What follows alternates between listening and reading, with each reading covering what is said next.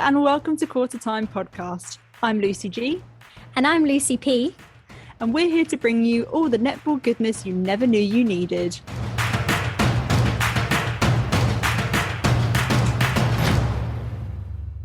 Hi everyone. Thanks so much for tuning in to another bonus episode of Quarter Time.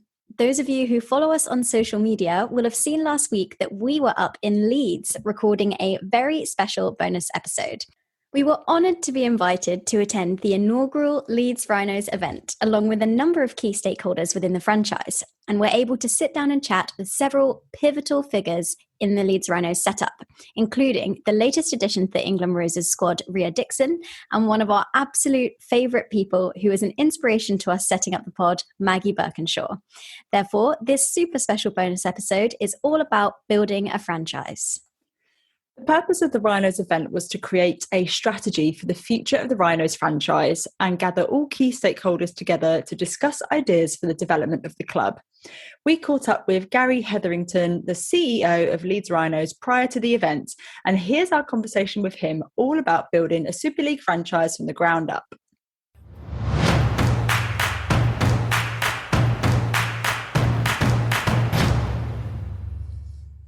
It is absolutely fantastic to be joined by CEO of Leeds Rhinos, Gary Hetherington. Welcome, Gary. How are you doing? Yes, I'm good, thank you. Pleased to be with you. So, as you know, we're doing an episode called Building a Franchise. And as the newest kids on the Super League block, you are the perfect example for us to dive into to explore this topic. So, to kick us off, how did the idea for Leeds Rhinos come about? If you could take us right back to that very first conversation. Whose brainchild was this? Yes, I've got to get my memory in check now. Probably about 3 years ago, actually. And I'm working from memory. I think that the approach came from Anna Carter and Mariana Pexton as well. Mm. And both had been involved with the Yorkshire Jets team, who actually played in the Super League quite a number of years ago, and then were effectively demoted from the competition. I think both Anna and Mariana and others who've been involved in the Yorkshire Jets all realised that to be in the Netball Super League, you had to have a professional infrastructure, and they believed that this is something that the Leeds Rhinos could provide. So they approached me with, would we be interested in being involved with the, taking on board a new sport of netball. And so the interest from me and my colleagues really was a positive one. We believed we could deliver, particularly because of our association with our Leeds Rhinos Foundation, which is the charitable trust of Leeds Rhinos. Mm. And they do so much good work in the community. They aim to change lives through sport, and they do just that. So we recognised right from the outset that to be successful, it would need a holistic approach and an involvement in the three elements of the netball game, which is the community, the community development, schools, clubs, participation, etc. And we knew that is an area that the Leeds Rhinos Foundation could certainly deliver on. An involvement with Pathway, giving an opportunity for talented young girls who want to aspire to be representative players, even England players, certainly Super League players in the future. So that pathway is something that we've been very proficient at in our sport of rugby league. And then finally, of course, the elite level, the Super League level, to build a team and a club that could be competitive in Super League. And this is what we believe we could provide through the Leeds Rhinos organisation and the Leeds Rhinos Foundation organisation as well. And you've referenced the Yorkshire community. We know that Yorkshire has a thriving netball community, and were absolutely devastated when Yorkshire Jets were disbanded and dropped from the league. So how important is that local netball community in supporting the franchise and contributing to its success? It's absolutely vital. The community is critical because at the end of the day, what we're doing is providing the opportunity. We then need all the netball players, those who aspire to play, fans of the sport, to actually come together and be as one. So yes, we're merely providing the opportunity, and I think in a way which does actually engage with everyone. And we, as the elite team, the Super League team, we can provide the role models and the aspiration as well to actually both look to support and indeed to play for the county's Super League team. Fantastic. We had the CEO of London Pulse, Sam Bird, on the show last week, and she talked us through the rigorous and, in her words, painful process of building a franchise. And of course, Rhinos will have gone through the same process as well. So can you talk us through what you found were the main challenges involved in starting a Netball Super League club? Were there any major stumbling blocks? The biggest stumbling block has been COVID, of course, which no one could have predicted. And, that's just given us nearly 18 months of pain and anguish and suffering, hasn't it? But, I think actually we've managed that pretty well. I think the sport has managed it well as well. But yes, I suppose, we've got a real challenge to actually create a new team and a new club. And we were certainly very reliant on Dan Ryan because of his expertise, but also of his approach and his vision to create a netball operation that could deliver an outstanding environment for players and people associated with the team.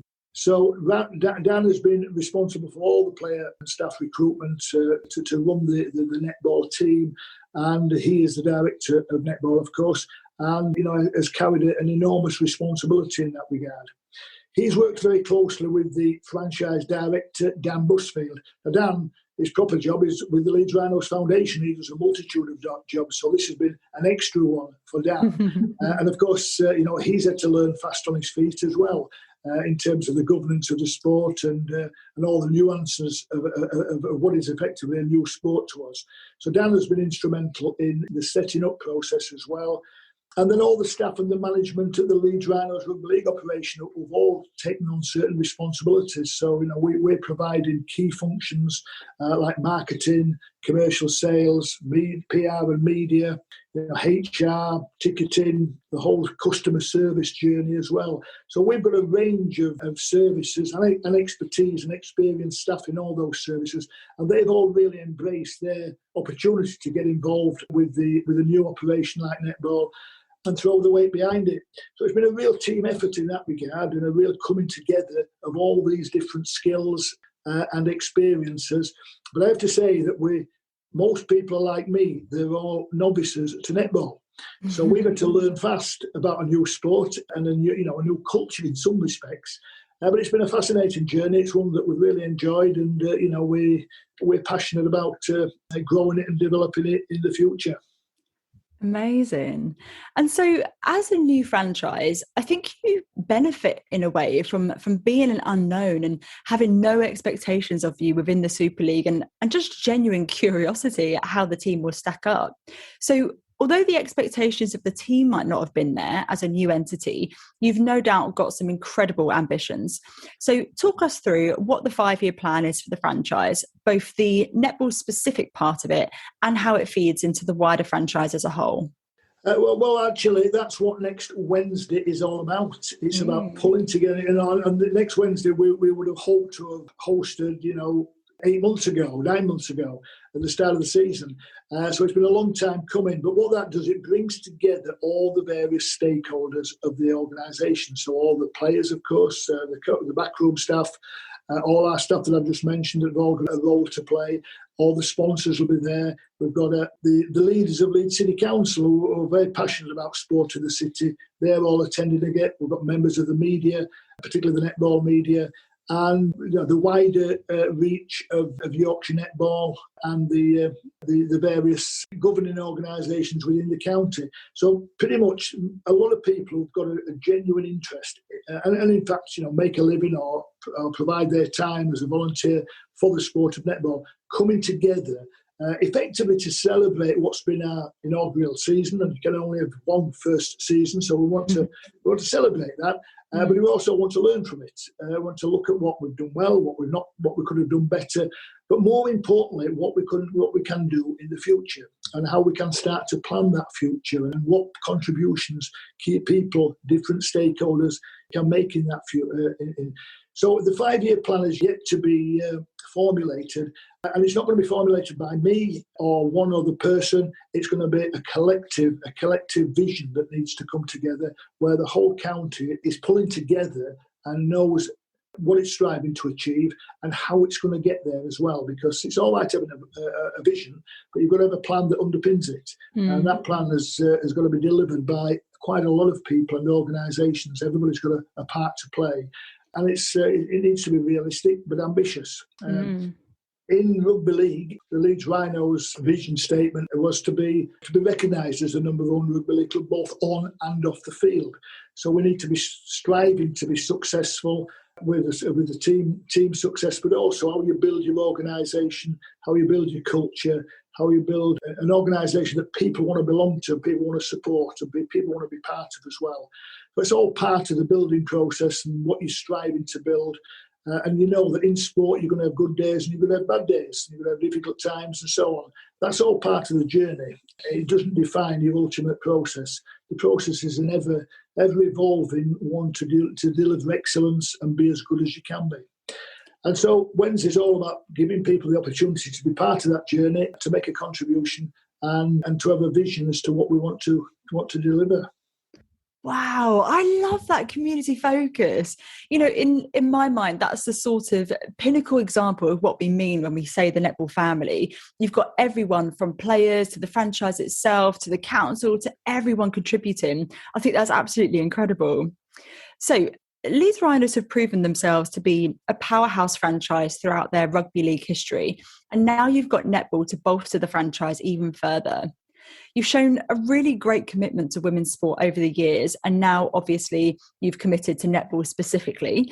So what do you hope the franchise will gain from having netball be a part of it? Well, yes, our ambition is to constantly grow and evolve our organisation and to provide opportunities. You know, our foundation aims to change lives through sport and does just that. We know how powerful sport can be for giving people an opportunity, not just playing sport, but being involved and participating. It might be a match official, it might be an administrator, but to actually be engaged, particularly community sport, how important it is for the community, but for people to get involved. So we do recognise the benefit of that. And of course, if you look at the Leeds Rhinos organisation and how that has grown and expanded, you know, we've got a Super League rugby league team, but we've also got academy teams, we've got scholarship teams that are full of aspiring young men who want to, or who've got a vision and an ambition to actually realise their potential in the game. So we provide for all of those. We've got a physical disability team. We've got a mental disability team. We've got the Leeds Rhinos wheelchair team. We've got the Leeds Rhinos Super League women's team as well, which now provides opportunity for women and girls to actually participate in rugby, which up to a few years ago they never had. And now the Leeds Rhinos Netball Super League team is the latest addition. So it's all part of the Rhinos family, the Rhinos organisation. And so what the Leeds Rhinos Netball, they join in an organisation that's 130 years old. So they are now part of its history as well as its presence. And I think all the players are proud to be part of the history of the Rhinos Rugby League operation. But also, you know, we've got Headingley as our home, and that's full of history and heritage as well. So I think that's something that we can deliver as an organisation. And of course, there are benefits to our organisation as well, because you know it's a further expansion of our family, further expansion of people that's got an interest in the Leeds Rhinos. With our Leeds Rhinos Foundation, who are out, you know, connected with schools and in areas, they've now got another sport to promote and to engage people with. And I think they'll be really significant because I think, you know, from my limited knowledge, netball is very strong in the private school sector, for example, but perhaps not so strong in the hard-to-reach areas of many communities. Yeah. And that's exactly where Leeds Rhinos Foundation are engaged.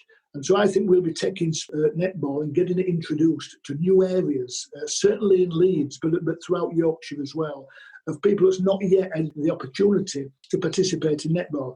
And that's where the Leeds Rhinos Foundation, supported by the Leeds Rhinos Club and all its resources, can play a really active role. And I think, you know, the diversity agenda as well, we're really enthused by bringing into our organisation elite netball players. We've got international rugby league players, but for them to get to know each other, and particularly the coaches as well, for the coaches, Dan Ryan, Richard Agars, the Rhinos head coach, Kevin Sinfield, the director of rugby, for people at the elite level to be able to share ideas and look at how their sport actually competes in a really, really challenging market is all interesting stuff. We in sport are forever learning and forever striving to get better. And I think, this can only help our organisation. You mentioned Kevin Sinfield there, and we saw an interview with Sky, and he said this: to sum it up, we have 3 trademarks. We're honest, we work hard for each other, and we always put the team first. And we really love that as a trademark. So we just wondered, what was it about Dan Ryan that spoke to these trademarks and made you think that he would be the right person for the job? Yes, and as I said earlier, Dan is absolutely critical to not only the present, but of course the future in terms of, it's all about building a structure and organisation, and ultimately building a legacy as well. And so what was particularly impressive from Dan was his philosophy, and his ambition matched that of the Rhinos. And just like Kevin Sinfield said, those are the sort of qualities that's actually underpinned the Rhinos' success over the last 20 years. And so we recognise them in what Dan Ryan was looking to bring and become part of our culture and indeed our legacy. And I think, a lot of coaches talk about, winning games and having a successful team, which of course, that is part of what you hope to achieve. Mm-hmm. But I think creating the best possible experience and the best possible environment for both players and staff is absolutely critical. And I think it's often overlooked in professional sport, which is very focused on results driven, but actually creating that environment because, players and coaches and staff, they spend a third of their life at work. And we want it to be as enjoyable and as empowering as possible. So that whenever a player leaves Leeds Rhinos, we always hope that they can always look back and say, well, I really enjoyed and benefited from my time spent at that club. And of course, they'll take that memory with them forever. And that's what we want to try and create with the netball. And that's exactly what Dan Ryan explained. That was his philosophy and part of his plan.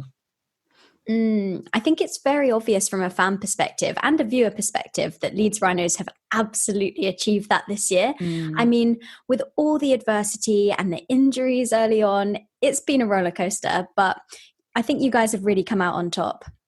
So before we let you go, we do a thing on our podcast where we sum up the games from the Super League matches in just 3 words. So what 3 words would you use to sum up the inaugural Rhinos netball season so far? Right, you're putting me on the spot there. And I should have confessed right at the outset that I am a netball novice. Remember, I've come into this to learn. And I'm certainly not an expert, and I certainly wouldn't sort of pass too much judgment on performance. I think I can spot, good players, and I can spot talent and so on. Well, I would certainly say resilience is one. I would certainly say determination is certainly been evident in every game that I've seen. And I would also say ambition. I think we're a very ambitious team, and we're, if you were to give me a 4th one, I'd say togetherness as well. Because I think the team and the club has shown tremendous togetherness in its first season, which is something that normally takes many, many years to build. Actually, that's something that we 100% noticed and referenced quite a few times. I love those summaries, Gary. That's amazing. Thank you so much for coming on. Unfortunately, that's all we've got time for today. We wish you all the best of luck on Wednesday and look forward to finally meeting you in person. So see you then. Thank you.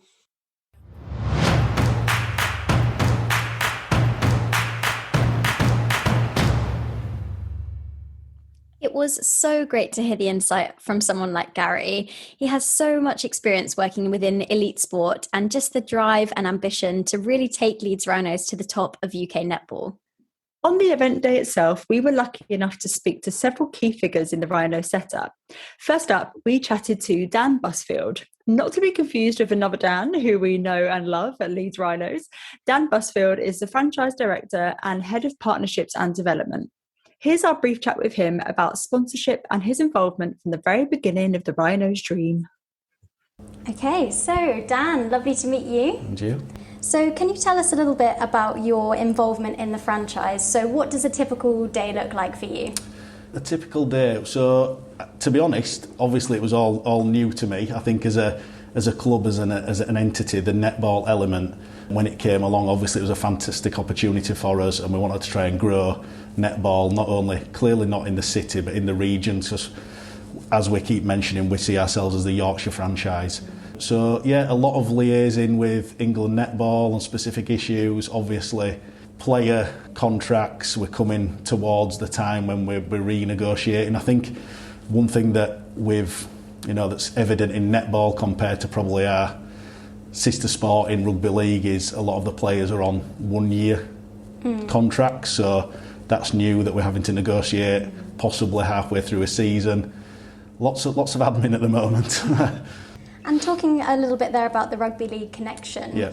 Can you tell us a bit about what the connection is between the netball side and the rugby side of the club? So how do these two components work together? Yeah, I think that obviously in terms of the rugby side, so Kevin Sinfield's our director of rugby, and clearly the club has a culture and ethos. They have written documents around how we want people to be and act around the place, whether that's on the field, off the field. So it's the Leeds Rhinos DNA, so the Leeds way. And I think you'll hear from Dan later that we wanted that to transfer over immediately into netball, because it's not just netball, people who work around the ground. We have women's rugby league, we have physical disability rugby league, learning disability rugby league. So that sort of DNA runs right through the club. And at the coaching level, there's a lot of learning that can be done. Clearly our grounding, I guess, is rugby league, but there's a lot of things that can be learned, and Dan works closely with the other coaches of the other teams to share ideas, different methodologies around doing stuff. So it's been interesting, and there's a lot to be learnt from both sides, and I think netball has brought some new ideas and new thinking to the whole entity. Fantastic. And so we saw also that you're the head of partnerships and development as well. So we were speaking with Sam Bird recently about sponsorship in netball, and we talked to her quite a lot about being courageous and getting netball out on the map in terms of commercialisation and partnerships. Yeah. So how are you hoping to do this with Leeds Rhinos through your new and existing sponsorship deals? Yeah, I think it's given us a new opportunity. We have some existing partners with the club, but it has given us the opportunities to look at new ways of working and different ideas around, obviously, the new entity. We were really pleased that Green Flag came on board as a main flagship sponsor for us. I think that was quite a statement, and I think I've got a little bit tired of saying, and a bit bored of saying thank you for what it's brought to women's sport, because I don't feel like I don't want to keep using those wordings. These are athletes playing at the top of the sport, never mind what gender they are. Yes, I get it that there's role models and young girls are coming through, but do we speak about football in the same way around there's role models for young boys? You don't hear that. So these are athletes at the top of the sport, and I'd like to think that the commercial partners see that, and also the wider opportunity in terms of Yorkshire as a whole, in terms of the community side.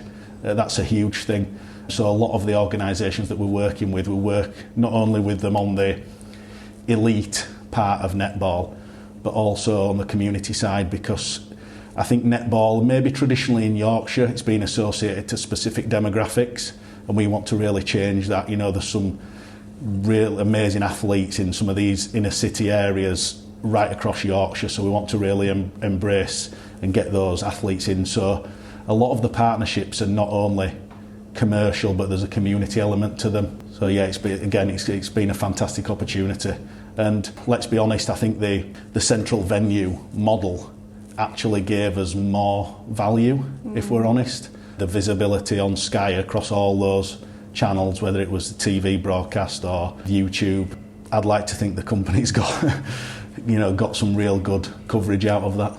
Absolutely, and there's so much growth for netball especially as well, so there's real optimism and hope for the future of Leeds Rhinos, which is fantastic.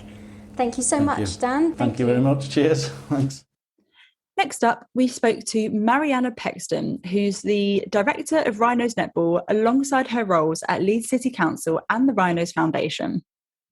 It is such a pleasure to be speaking to Mariana Pexton today. So, Mariana, we heard from Gary that you were completely instrumental in the formation of the Leeds Rhinos franchise. So, could you please tell us a little bit about your involvement and what this included? Yeah, for sure. I mean, that's a bit of a big compliment because it's, as ever with these things, there's huge team effort in all of these things. But yeah, a colleague of mine and a couple of other people, we used to run Yorkshire Jets as a volunteer-led franchise. And obviously when, we weren't successful, it was the end of an era really, and we had to look afresh. And I was involved at Rhinos through the foundation and was talking to colleagues and thinking, well, what we could have, what would stop us having a Leeds Rhinos netball? And so a few of us kind of worked on, an early bid and what that might look and feel like.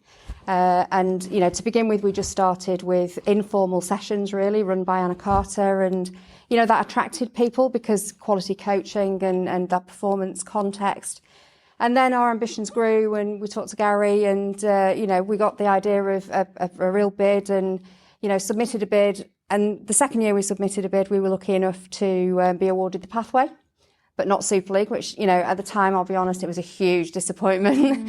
But, onwards and upwards, you've got to have those dreams, bid again. And then we're successful. And here we are today, partway through our inaugural season, and what an amazing journey. Amazing. And what was it like when you were told that you just had the pathway and you'd been sort of set back on terms of the Super League? What was that experience like? Hugely disappointing because you the passion for netball in Yorkshire, well, in countrywide, but, particularly obviously we know our local clubs and, we know how much people wanted it. Jets was a popular franchise in its day. So we're just very, very, very disappointed. But I guess, a bit like the on-court experience in coaching, it's your response that counts. So it was kind of, right, okay, well, not to be beaten. Let's, deliver a fantastic pathway, do the best we possibly can for these athletes that are in the system now, with a view to then, going again and really pushing for Super League next time round. So just year on year, writing bids and, making the more compelling case.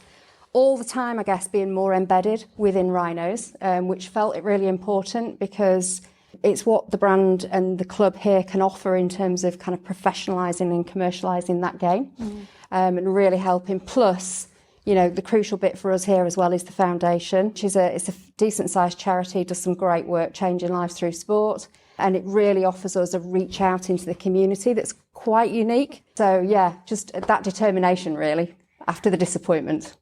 And talking about the community, so we know that you've obviously worked at Leeds Council, I think I saw it's 21 years, which is incredible achievement. And you're obviously heavily involved in the local community here. So how do you hope to continue to connect the franchise with the local fan base and inspire young talent from Yorkshire to want to grow up to be a Rhinos netballer one day? Yeah, probably a range of things. You've done your research. I have been there a long time. And obviously part of this is about the city, but crucially this is Yorkshire's franchise. And that's really important. It's the whole of Yorkshire. We've got such strong clubs and counties right the way across Yorkshire. So it's really about using the players to inspire and encourage, about using the coaches to really do that coach education. It's about the comms and the media to really engage that fan base. And once we can get back into, hopefully next season, we can hopefully be playing our games in a decent sized venue and have a really amazing experience. And really through the schools particularly and through the clubs, really reach into, my motivation is partly to reach into the parts that we don't currently reach. So that demographic that at the moment faces too many barriers to be able to play netball, be able to get a Rhinos dress or a Roses dress.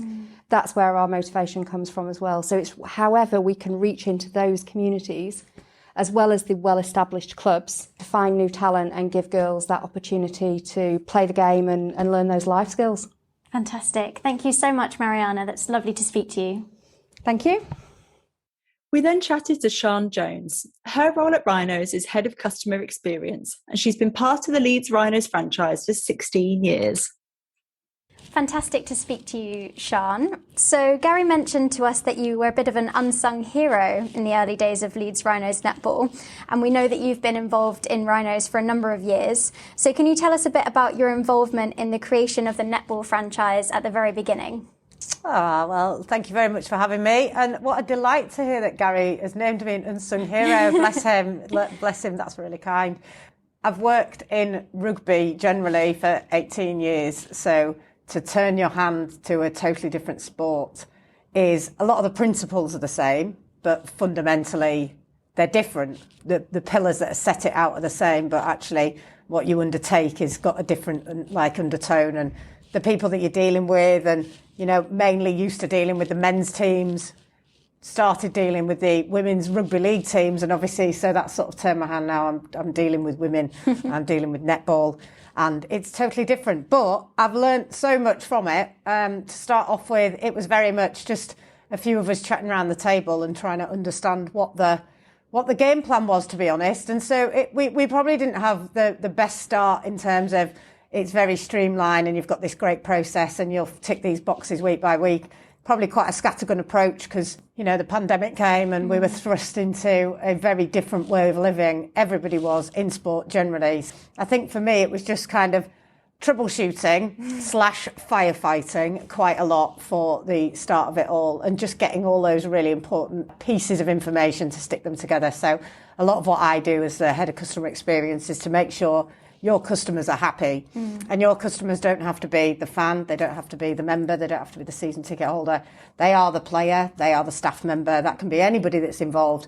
One of the biggest parts to us is obviously the stash, as they call it in sport. The stash is king. And so one of my biggest tasks was to ensure that the players had something to wear to training, they had something to wear on the court, and equally that we were getting that brand out there as much as we possibly could. So pretty big start in a pandemic, and also working alongside 2 professional rugby league teams. So interesting times. A bit of a hectic start then for you. That must absolutely. have been. So you're the head of customer experience, is that correct? And you have been working on all of that side of things, so what the players are wearing, how everyone's relationships are. So it seems like you're a bit of a linchpin in the Leeds Rhinos setup. Would that be accurate? I don't know. I guess so. I feel like I like to support people. That's always really what I've done. So management of background, logistics, operations, and things like that. And obviously, a lot of the time when things are so new, it's creation of processes. So we've had to create a lot of processes, and that's obviously massively important when you're dealing with something so fresh like this. You've got to make sure that you've got something in place, but a lot of the time you don't know what you need to have in place. And there's some fairly obvious ones, but a lot of the time it's given to you by the likes of the team manager who shares the same name as me. So Sian Foley-Cora, she's been brilliant. So it's very much a learning curve this year. It's very much been, right, let's get things rolling, let's get things moving. Obviously, the fact that the guys have had central venues to play at this year has been great, because we've learnt a lot from England Netball and Vitality Netball Super League. We've learnt a lot from them, and hopefully we can take that forward and execute something as good, if we can, as a matchday experience, which will obviously in turn be great for our fans and our members and our netball supporters who have been digitally supporting us all season. Yeah, absolutely. And looking ahead to a season with hopefully fans back in the venues at the games in the not too distant future, fingers crossed. What would you like to see the matchday experience become in the Super League from a Rhinos perspective? I mean, I have to say they've done an absolutely outstanding job. England Netball, Vitality Netball Super League, that group have done an outstanding job. And I think everybody agrees that the spectacle it's created, not just for the people watching at home, the players have loved it. We really want to execute that big matchday experience. Again, that's a challenge in itself. It's finding a consistent venue or a number of consistent venues where you can bring in such great matchday tech and all the, the lights and the music, and just make it like you want to rock up and have a great time. That's basically what we're gunning for. So amazing. Well, I can't wait to see what you guys put out next year, and really great to chat with you. Fingers crossed. I'm sure it'll be great. Thanks very much for having me. Next, we had the pleasure of chatting with assistant coach Maggie Birkinshaw, a former England international who played in 3 World Cups in 1987, 1991 and 1995. Maggie's work on the Netball Nation podcast was a huge inspiration to us, and it was so awesome to get to chat with her in person. Maggie is the heart and soul of netball in Yorkshire, and we spoke to her about team culture and Rhinos' hopes for top 4 this season. Absolutely delighted to be joined by one of my favourites. It's Maggie Birkinshaw. Oh, Thank you for joining us. Of you. Oh, it's a pleasure. My pleasure. Amazing. So to kick off, we saw an interview where you spoke about Dan Ryan and you said this, and I quote, Dan Ryan, here we go. Dan Ryan is a completely different entity to anything I've ever encountered before. It's his ethos, his thinking, how he approaches training, how he approaches the girls. It's more than just netball with him. It's a holistic approach with his squad. So when we spoke to Dan in one of the early episodes, we were so struck by the attention that he paid to the culture within the team. And we know that this must have been pretty tricky to build actually from the ground up. So can you tell us about some of the main challenges that have come when building this team culture from an assistant coach perspective, when bringing together a really eclectic mix of players and coaches with different styles and experiences? Do you know, I want to say that there's some fabulous magic formula, but there wasn't. And it just came together just naturally.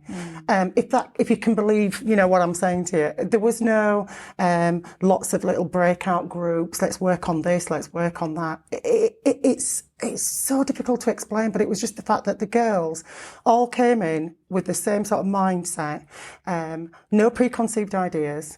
There were no rules. They were just all made at the time by the girls as a group, and it just formed naturally.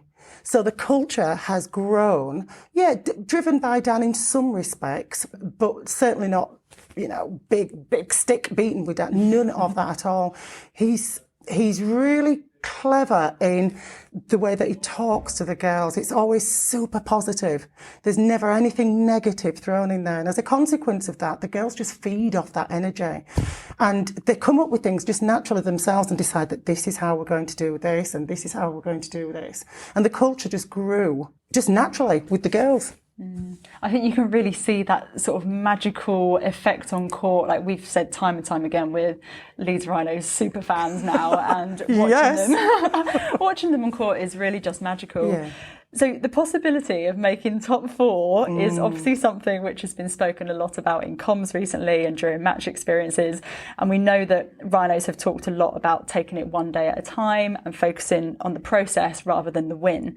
So how difficult is it to manage those expectations within the team when there is a chance that you might just make top four in your first season in the Super League? You know what? How wonderful would that be? Oh my God. Yeah. The expectations are just on what we're dealing with today.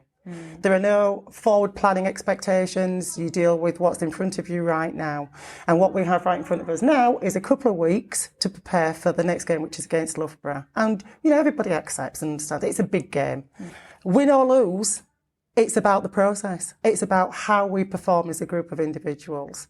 You know, and there's never any pressure put on the win or the lose. Never. The girls never go into the game, you know, really nervous because of anything's been said by Dan or the coaching team. If they feel nervous, it's because of their anticipation and readiness to get out on that court to go do, and to do what they know what to do as well, you know. So, yeah, it's great that we're in this position. We are delighted that we're in this position in our first year, but we want to do it on our own merits. We want to try and do it our own way, not looking at anybody else, not hoping for anything else to happen that would assist or contribute to our making it to that top four. We'd like to do it because we've done it with a lot of hard work, and the girls are ready for it. Amazing. Oh, well, we can't wait to see that matchup. It's going to be such a game. And I wish you all the very best of luck. That's fabulous. Thank you very much. Thanks for coming on.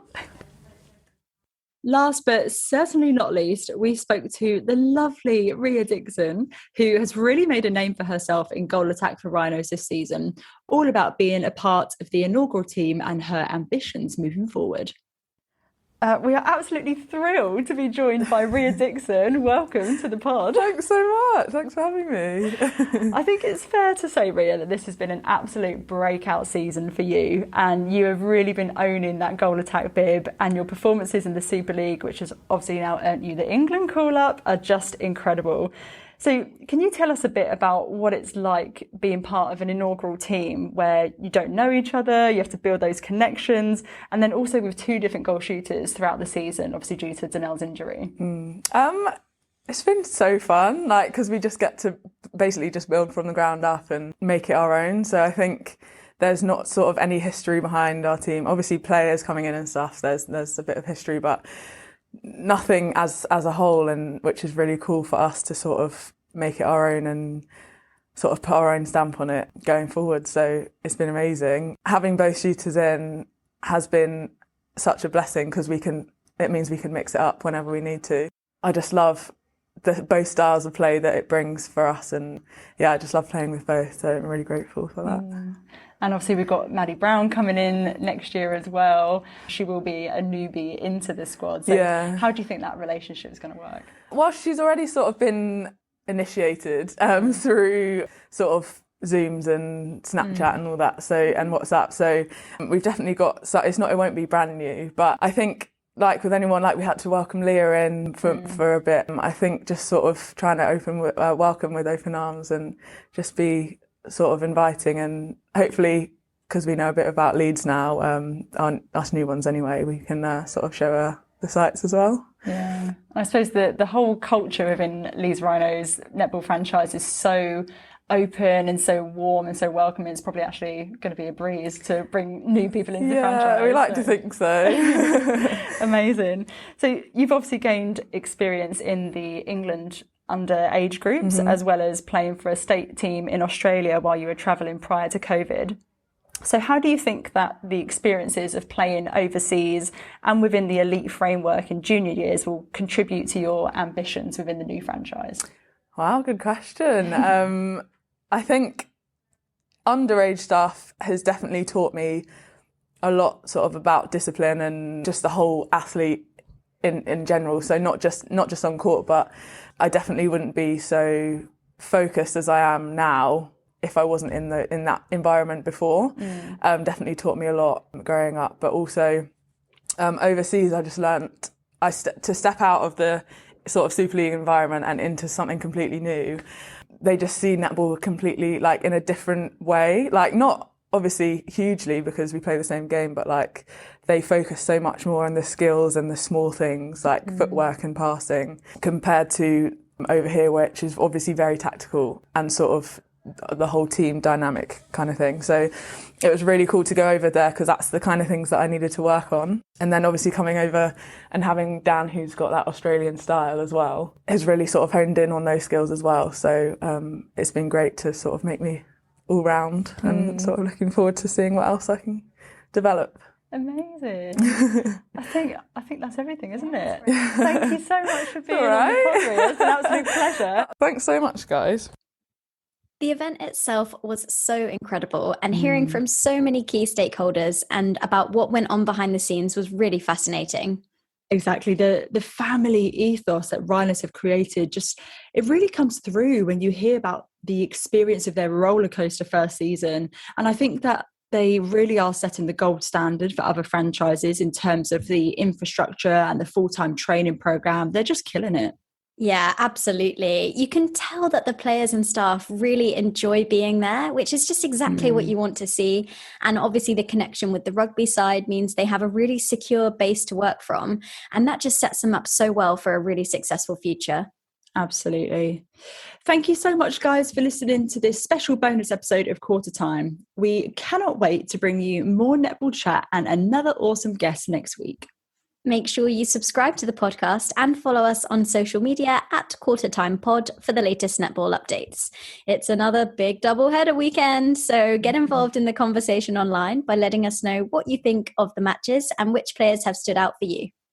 In case you missed it, we also commentated on the London Pulse versus Seven Stars MPL games, which are available to watch on YouTube. So if you fancy seeing some cracking netball, get onto YouTube and let us know what you think. See you next week. Bye. Bye.